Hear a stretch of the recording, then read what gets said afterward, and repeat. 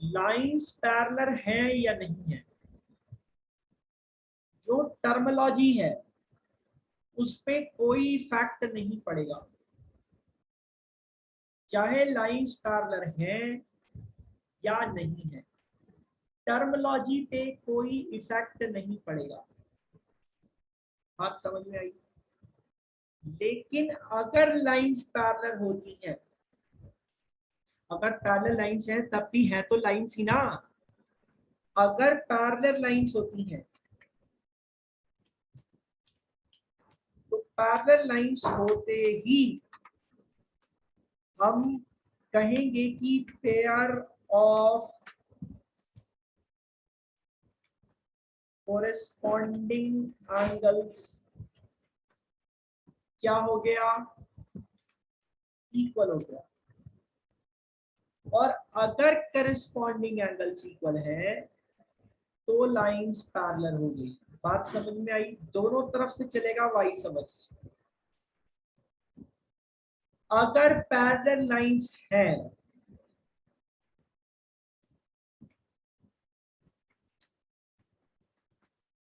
तो parallel lines होते ही, parallel lines होते ही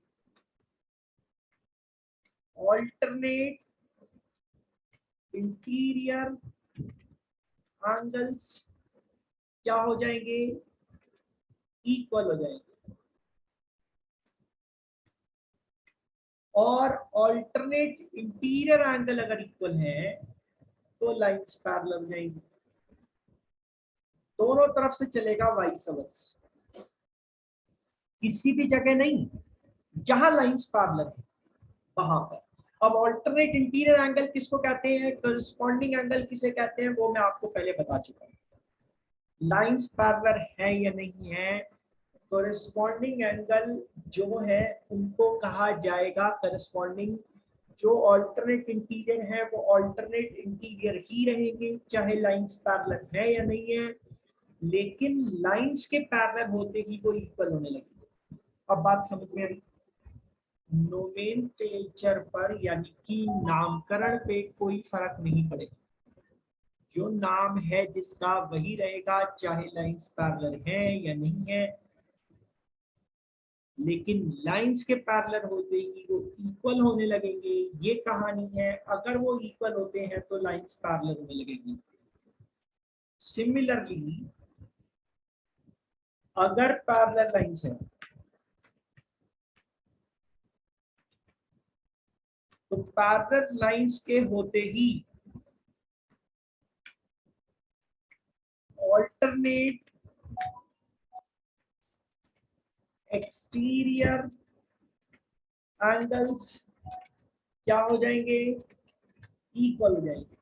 और ऑल्टरनेट एक्सटीरियर एंगल्स के इक्वल होते ही लाइंस पैरेलल हो जाएंगी। वाइस वर्सा चलेगा सर, दोनों तरह से। सिमिलरली अगर पैरेलल लाइंस है तो दो इंटीरियर एंगल्स, या हम कहें एलाइड एंगल्स, या हम कहें कॉन्जिक्यूटिव एंगल्स। समझ में आ रहा है? क्या बोले? Consecutive angles,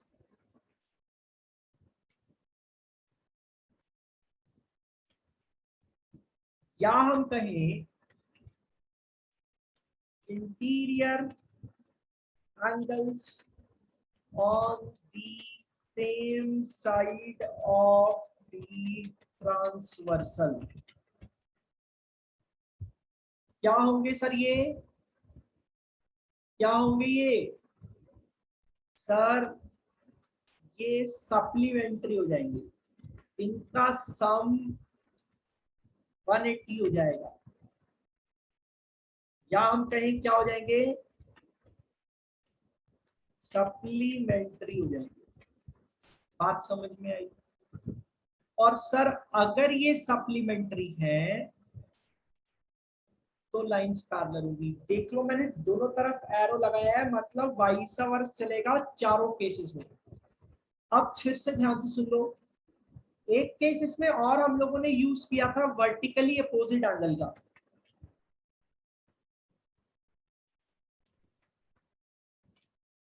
vertically opposite angles, तो बेटा वर्टिकली अपोजिट एंगल्स का पैरेलल लाइन से कोई लेना देना नहीं है। वर्टिकली अपोजिट एंगल्स का पैरेलल लाइन से लेना देना नहीं है। अगर आप देख रहे हैं यहाँ पे लाइंस पैरेलल नहीं है, स्टिल उसके बाद भी ये वाला एंगल इस वाले के इक्वल होगा। उससे कोई फर्क नहीं पड़ता कि लाइंस पैरेलल है या नहीं, वर्टिकली अपोजिट एंगल तो हमेशा ही इक्वल रहते हैं, ठीक है ना। Are always equal whether the lines are parallel or not। फर्क नहीं पड़ता कि लाइंस पैरेलल हैं या नहीं है, वर्टिकली अपोजिट एंगल्स हमेशा इक्वल रहते हैं। So we will not seek for the parallel lines when we are applying the vertically opposite angles property। Correct. ये कल की क्लास का स्नैपशॉट था। बाकी आपको पता ही है कौन सा वाला एंगल किसके इक्वल है।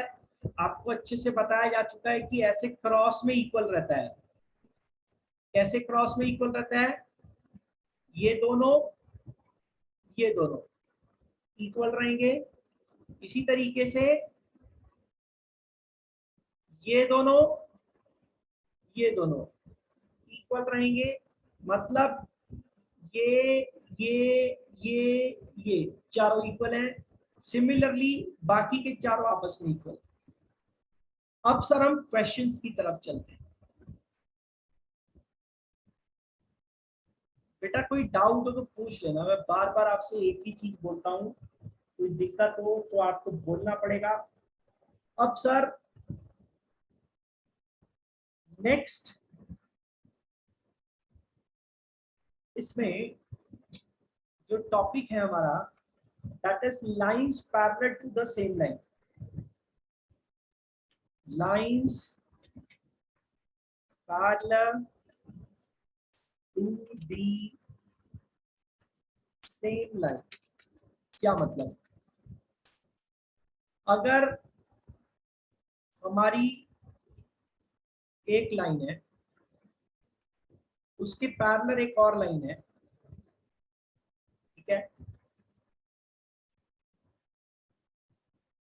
और ये एक और लाइन यहां पर दे रखी। अब ये है हमारा L1, ये है हमारा L2, ये है हमारा L3। उसने ऐसा बोला कि जो L1 है वो L2 के पैरेलल है,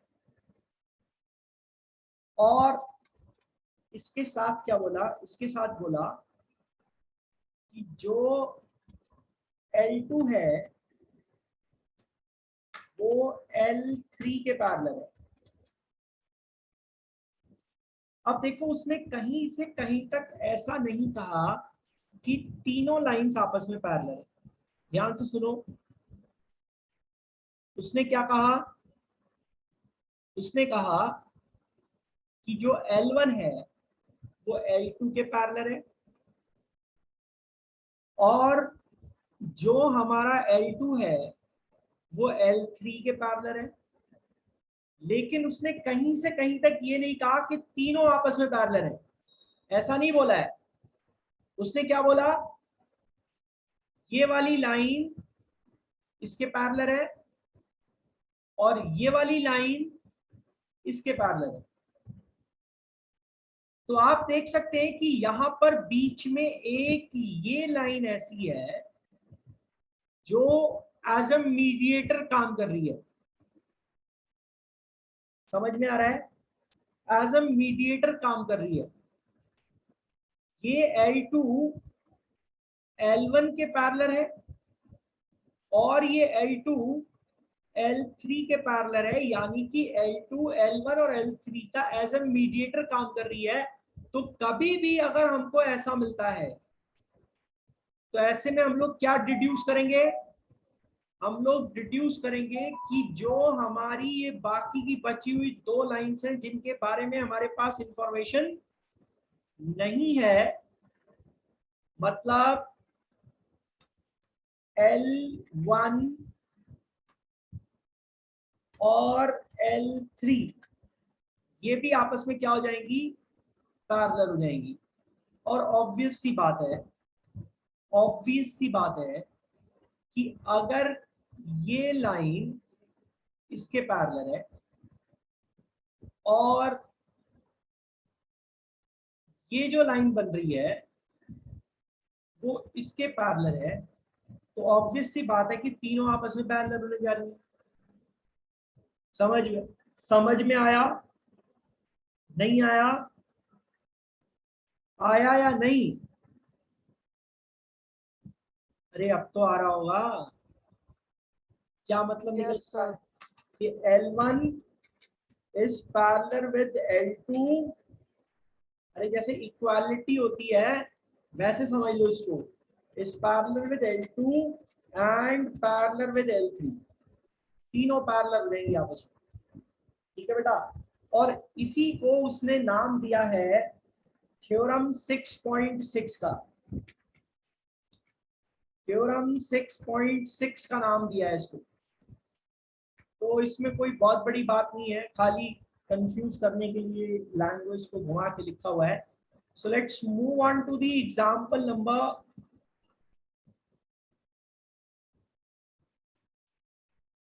4। Example number 4।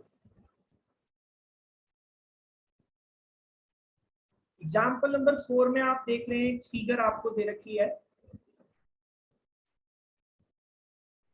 जिसमें आपको दो लाइंस पैरेलल दे रखी हैं, PQ और RS। ठीक है। और एक एंगल आपको यहाँ पर बीच में दे रखा है, जिस तरीके से बनाया उसने तो बनाने में बड़ा टाइम लगता है यार।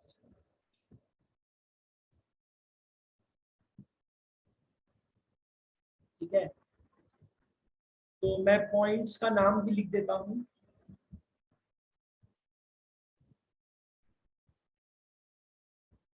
ये है आपका P X Q, यहाँ पर है आपका R, ये हो गया आपका Y, ये हो गया आपका S, यहाँ पर हो गया आपका M। ठीक है। और अब यहाँ पर ये कह रहा है कि जो PQ है हमारा, that PQ is parallel with RS। तो ये पैरेलल दिखाने का साइन होता है ऐसा एरो बना के, लाइंस पे पैरेलल का साइन। अदरवाइज हम दो डंडे बनाते हैं पैरेलल को शो करने के लिए। तो उसने क्या बोला? उसने बोला PQ पैरेलल है, ये है पैरेलल का साइन, दो डंडे बना रहे हैं हम लोग, RS के पैरेलल है। ठीक है। और क्या बोला? MXQ। MXQ कौन सा एंगल हुआ? MXQ देखो ये वाला एंगल। ये MXQ का वैल्यू कितना दिया है? MXQ का वैल्यू दिया है 135। फिर देखो MYR। MYR यानी कि ये वाला एंगल, इसका वैल्यू कितना दिया है? इसका वैल्यू दिया है 40। ठीक है। आपसे पूछ रहा है XMY का वैल्यू कितना होगा? XMY यानी कि ये बीच वाला एंगल आप देख रहे हो जो ये वाला, इसका वैल्यू कितना होगा ऐसा पूछ रहा है। तो अभी ये निकालना बड़ा मुश्किल हो जाएगा, तो इसके लिए हम एक छोटा सा कंस्ट्रक्शन करेंगे, एंड दैट कंस्ट्रक्शन इज कि हम एक लाइन ड्रॉ करेंगे कुछ इस तरीके से जो कि इस पॉइंट M से पास कर रही होगी। ध्यान से देखो, हमें क्या निकालना है, हमें एंगल एक्स एम वाई को फाइंड करना है कि ये कितना है। बाकी वैल्यू सब हम लोग को दे रखी है। तो हम लोग क्या करेंगे, हम लोग एक लाइन ड्रॉ करेंगे। कैसी लाइन ड्रॉ कर रहे हैं, देखो ए बी एक लाइन हम लोग ड्रॉ कर रहे हैं, लिख भी देते हैं, draw line a b parallel to p q, ठीक है, पैरेलल टू पी क्यू। और जैसे ही ए बी पी क्यू के पैरेलल होती है, ये लाइन साथ ही साथ किसके पैरेलल हो जाएगी, आर एस के भी पैरेलल हो जाएगी, क्योंकि पी क्यू और आर एस तो ऑलरेडी पैरेलल है। ये तो दे ही रखा है कि पी क्यू और आर एस पैरेलल है। तो जैसे ही मैंने ए बी को पी क्यू के पैरेलल किया, वो आर एस के भी पैरेलल हो गई, ठीक है ना। So draw line a b, draw a line AB such that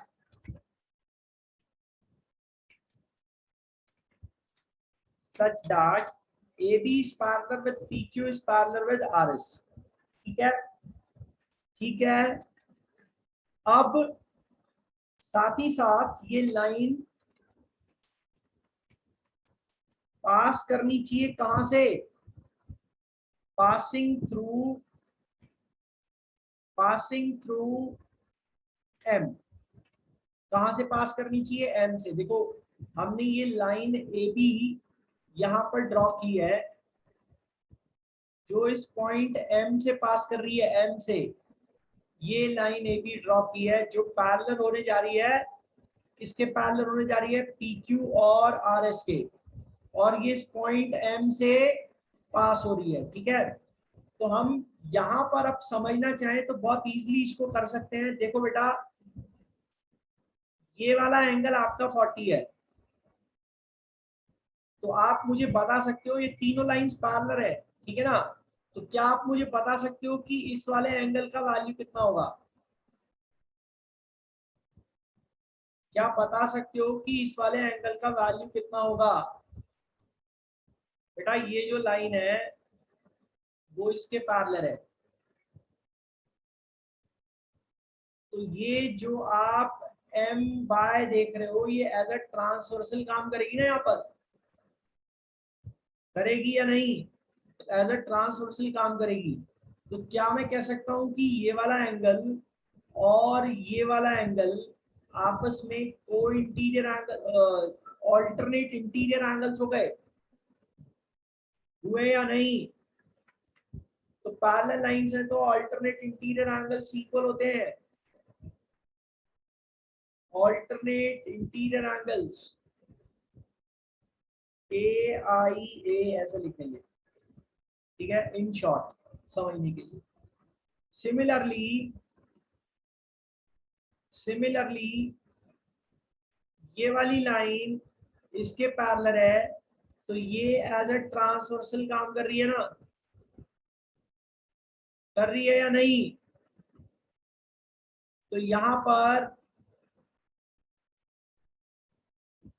ये जो 35 है, 135, और जो यहाँ पर ये वाला एंगल बन रहा है, ये वाला, और ये जो एंगल आप देख रहे हो, ये दोनों को इंटीरियर एंगल्स हुए ना। को इंटीरियर एंगल्स का सम कितना होता है, 180। तो अगर 180 में से मैं 135 माइनस करूंगा तो मुझे इसका वैल्यू मिल जाएगा 45। रीजन क्या है, रीजन इज को इंटीरियर एंगल्स।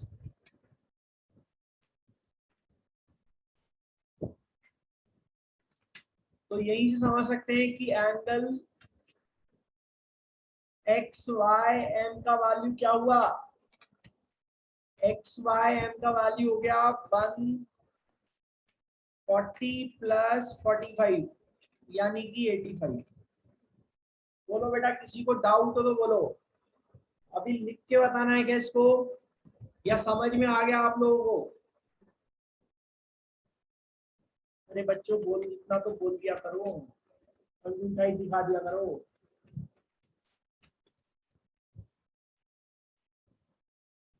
आ गया बेटा।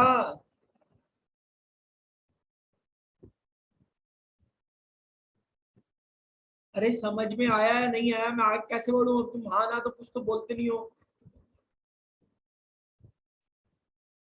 कुछ दिन बाद सब ठीक हो जाएगा, क्लास में बैठोगे तब भी ऐसी करोगे क्या?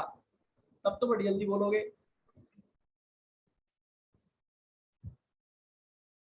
सर आ गया।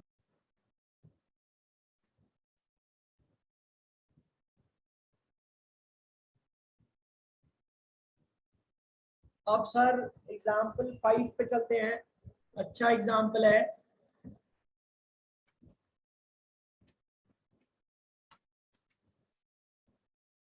और एग्जाम में आ जाता है।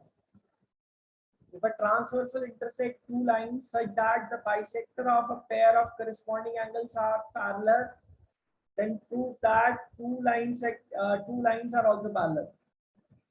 अब देखिए सर बड़ा मजेदार सवाल है। प्रॉब्लम ये नहीं है कि हम कर नहीं सकते, प्रॉब्लम ये है कि हम इसको लिखे कैसे, ये बहुत बड़ी सिरदर्दी है। ज्योमेट्री में सबसे बड़ी सिरदर्दी है सॉल्यूशन को लिखना।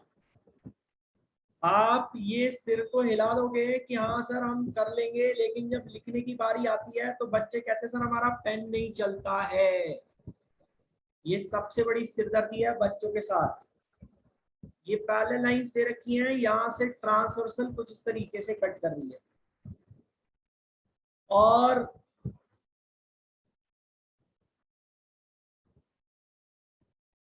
ये दो एंगल बाइसेक्टर्स यहाँ से जा रहे हैं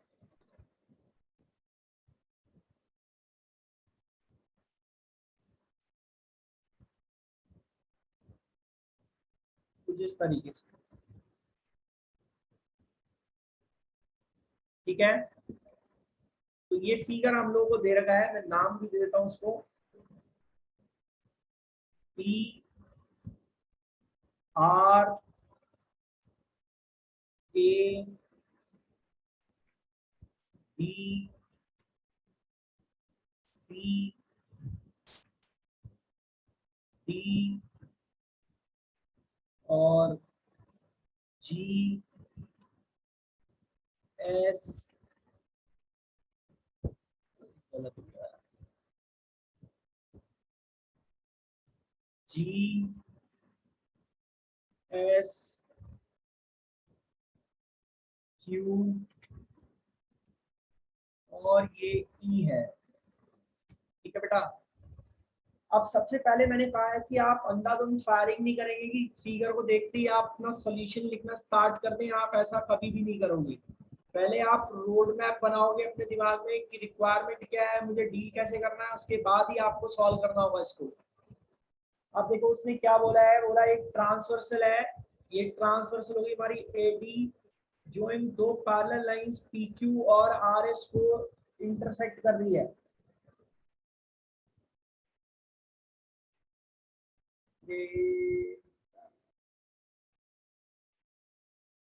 अरे लाइंस तो पैरेलल दी हुई है ना, लाइंस को हमें पैरेलल प्रूव करनी है। ठीक है ना,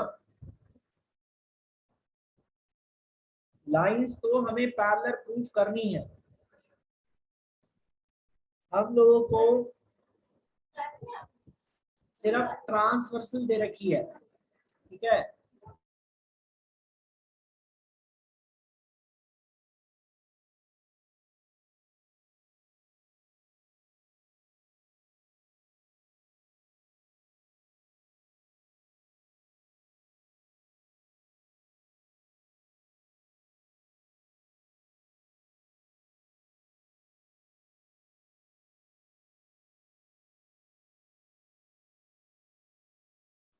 तो बेटा ये लाइंस हमें पैरेलल दी नहीं है, हमें प्रूव करना है, हमें बल्कि प्रूव करना है कि पी क्यू पैरेलल है आर एस के। तो आप बोलो सर प्रूफ क्यों करना है, ऐसा दिख तो रहा है साफ साफ। तो मैं आपको पहले ही बता चुका हूं, the figure is never drawn to scale. दिख भी रहा होगा तब भी मानेंगे नहीं हम ऐसा, जब तक हम बिल्कुल प्रूफ करके नहीं दिखा देंगे। आप बोलोगे ये क्या बात हुई सर, ये तो चीटिंग है। सर ऐसे ही होता है। अब देखो बेटा, ये ट्रांसवर्सल है, और मैंने पहले भी कहा देखो लाइंस पैरेलल हो या ना हो, ट्रांसवर्सल तो हम कहते ही है। तो एडी एक ट्रांसवर्सल दे रखी है कुछ इस तरीके से कि जो हमारा ये बी है, ठीक है, और ये जो सी जी है ये पेयर ऑफ एंगल बाइसेक्टर्स है। किसके एंगल बाइसेक्टर्स हैं? उन एंगल्स के जहां पर ये क्रिएट हो रहा है एज एन एंगल बाइसेक्टर। यानी कि जो बी है मेरा, वो बी ई मेरा ए बी क्यू का एंगल बाइसेक्टर है, और ये जो सी जी है मेरा सी जी, ये सी जी मेरा बी सी एस का एंगल बाइसेक्टर है। ठीक है बेटा, तो यहां पर ये ट्रांसवर्सल ने कुछ इस तरीके से कट किया है कि इधर बी और सी जी एज अ ट्रांसवर्सल काम कर रहे हैं। ठीक है, क्या बोल रहा हूँ, जो ट्रांसवर्सल है कुछ इस तरीके से कट किया है कि बी और सी जी एज एन एंगल बाइसेक्टर काम कर रहे हैं, और ये जो एंगल बाइसेक्टर्स हैं ये आपस में क्या है सर? ये आपस में पैरेलल है। This is parallel to this, ऐसा दे रखा है। ये एंगल बाइसेक्टर कुछ इस तरीके से डेवलप हो रहे हैं कि ये आपस में क्या है, क्या है, ये आपस में पैरेलल है। ठीक है, तो अब हम किस तरीके से इसको परफॉर्म करें? तो देखो बेटा, हमें ये दिखाना है कि पी क्यू आर एस के पैरेलल है। मैं आपको सबसे पहले पेज पे यही समझा रहा था कि अगर पैरेलल लाइंस हैं तो करस्पॉन्डिंग एंगल्स इक्वल है, करस्पॉन्डिंग एंगल्स इक्वल है तो लाइंस पैरेलल है, ऑल्टरनेट इंटीरियर एंगल्स हैं तो लाइन पैरेलल है, ऑल्टरनेट इंटीरियर एंगल्स इक्वल है। तो जहां पे इक्वल की प्रॉपर्टी काम करेगी, जहां पर को इंटीरियर की प्रॉपर्टी काम करेगी 180 वाली, वहां पर लाइंस पैरेलल होंगी। इसका मतलब पैरेलल लाइन दिखाने के लिए मुझे सिर्फ और सिर्फ इनमें से कोई एक प्रॉपर्टी को इधर काम करते हुए दिखाना पड़ेगा। समझ में आ रहा है या नहीं आ रहा है? आ रहा है सर। तो आप सिंपल लैंग्वेज में देखें कि ये एंगल बाइसेक्टर्स हैं, तो क्या मैं ये कह सकता हूं इसको कि सपोज ये x है मेरा, तो ये भी x होगा। ये दोनों मेरे एंगल एक्स एक्स हो गए, और ये हमारा एंगल y हो गया, यहाँ पर ये भी हमारा एंगल y हो गया। ठीक है, एंगल बाइसेक्टर है तो मैं इस तरीके से दिखा रहा हूं उसे। अब सबसे पहले आप ये देखो कि जो B है वो हमारा CG के पैरेलल है। B हमारा CG के पैरेलल है, ठीक है ना? तो बेटा ये जो AD है, ये AD हमारा इन दोनों पैरेलल एंगल बाइसेक्टर्स के ट्रांसवर्सल की तरह भी तो काम कर रहा होगा। ठीक है या नहीं? तो देखो यहां पर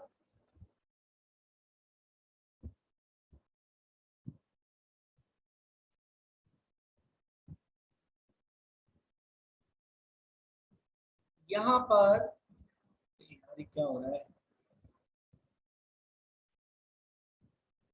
यहां पर ये जो आप एंगल देख रहे हो, ये वाला एंगल इस y के करस्पॉन्डिंग एंगल की तरह काम कर रहा है, कर रहा है या नहीं? पेयर ऑफ करस्पॉन्डिंग एंगल दिख रहा है आपको? Yes sir. और सिमिलरली सिर्फ इतनी सी बात से अगर हम एक्स एक्स और वाई वाई भी लिखते हैं वहां पर, तो हम लोग सीधा सीधा दिखा सकते हैं कि जो हमारा एंगल ए बी ई है वो हमारा इक्वल है एंगल बी सी जी के, ठीक है ना? और इसको हम लोग क्या बोल रहे हैं? इसको हम लोग एक्स बोल रहे हैं, ऐसा ही है ना? एक्स बोल रहे हैं हम लोग, ठीक है? ए बी ई को एक्स बोल रहे हैं और बी सी जी को वाई बोल रहे हैं। तो क्या हम इसको ऐसे बोल सकते हैं कि x is equal to y हो गया हमारा? और रीजन क्या बोल सकते हैं? Corresponding corresponding angles, pair of corresponding angles. ठीक है, समझ में आया? तो अगर हमारा x और y इक्वल हो गया, अगर हमारा x और y इक्वल हो गया, तो आप यहां पर देख सकते हैं कि जो हमारा एंगल ए बी क्यू है, ए बी क्यू, वो क्या है हमारा 2x है, और जो हमारा एंगल बी सी एस है, वो बी सी एस हमारा 2y है। बोल सकता हूं ऐसा? तो बेटा जब x और y इक्वल हो गए हमारे, तो 2x और 2y भी तो इक्वल होंगे, होंगे या नहीं? होंगे या यस नहीं? सर। ठीक है ना? तो इसका मतलब मैं ये कह सकता हूं कि हमारा angle A B Q equal हो रहा है एंगल बी सी एस के। जैसे ही angle A B Q B C S की इक्वल हुआ, तो आप देख सकते हैं कि ए बी क्यू और B C S pair of corresponding angle है। ये ए बी क्यू और बी सी एस क्या है हमारा? पेयर ऑफ corresponding एंगल्स है। ठीक है ना? पेयर ऑफ corresponding एंगल्स है, और हम लोग लिख सकते हैं as pair of corresponding angles are equal, hence lines PQ is parallel with RS। बेटा देखो, जैसे ही हमने कहा कि ये x इज y के इक्वल है, तो ये जो हमारा पूरा 2x बन रहा है, ये 2x पूरा हमारा इस 2y के इक्वल हो गया, और ये जो 2x है ये 2y के इक्वल आते ही हमारा करस्पॉन्डिंग एंगल इक्वल बना कि नहीं बना? तो कोरेस्पॉन्डिंग एंगल इक्वल होते ही हम लोग ये बोल देंगे कि ये वाली जो लाइन है ये इसके पैरेलल हो गई। मैं पहले पेज से ही समझाते आ रहा हूं कि अगर लाइंस पैरेलल हैं तो कोरेस्पॉन्डिंग एंगल इक्वल है, लाइंस पैरेलल हैं तो अल्टरनेट इंटीरियर एंगल इक्वल है, पैरेलल लाइंस हैं तो अल्टरनेट एक्सटीरियर इक्वल है, पैरेलल लाइंस हैं तो को इंटीरियर का सम 180 है। ये पहले पेज से हम लोग पहले दिन से समझ रहे हैं। और सर अगर लाइंस पैरेलल नहीं है तो वो कैसे प्रूफ होंगी? साफ साफ समझ लो, करस्पॉन्डिंग एंगल इक्वल है तो लाइन पैरेलल है, ऑल्टरनेट इंटीरियर इक्वल है तो लाइन पैरेलल है, ऑल्टरनेट एक्सटीरियर इक्वल है तो लाइन पैरेलल है, और अगर को इंटीरियर का सम 180 दिख रहा है तो भी लाइंस पैरेलल है। तो बात बड़ी सीधी सी है, किस जगह पर किस चीज को कैसे इस्तेमाल करना है थोड़ा आइडिया आपको लगा होगा कि पैरेलल लाइंस दिखानी है तो एंगल को इक्वल करो, और पैरेलल लाइंस दे रखी है एंगल इक्वल दिखाने हैं तो फिर उसकी प्रॉपर्टी से चलेंगे हम लोग। Angle equal line parallel, line parallel angle equal. समझ में आया? अब सर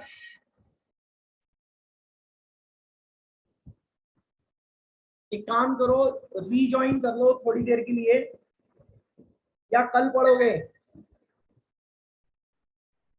अब तो बोल दो, छुट्टी की बात को तो बोल दिया करो कम से कम, तो गायब ही हो गए सब।